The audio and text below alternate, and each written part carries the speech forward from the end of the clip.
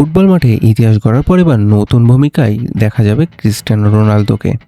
পঞ্চমবারের মতো Ballon d'Or জয়ী এই তারকা এবার পা রাখছে টেলিভিশন ড্রামার জগতে। ব্রিটিশ ফুটবলকে ঘিরে নির্মিত নতুন সিরিজ ডে ওয়ান্স তিনি থাকছেন নির্বাহী প্রযোজক হিসেবে। শুধু তাই নয়, ক্যামেরার সামনেও বিশেষ উপস্থিতি থাকবে তার।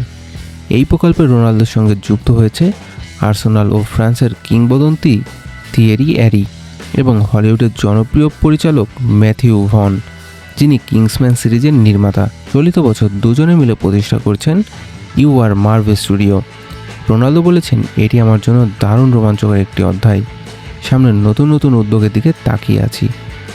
জানা গেছে, এই সিরিজে ফুটবলের গ্ল্যামারের পাশাপাশি দেখানো হবে ক্লাব ফুটবলের কঠিন বাস্তবতা, প্রতিযোগিতা, ব্যবসা এবং পর্দার আড়ালের অজানা গল্প। ইতিমধ্যেই ইংল্যান্ডের সিরিজটির শুটিং শুরু হয়েছে। তাহলে আপনার কাছে কী মনে হয়, ফুটবলের পর বিনোদন জগতেও কি সফল হবে ক্রিস্টিয়ানো রোনালদো? কমেন্টে আপনার মতামত জানাতে ভুলবেন না।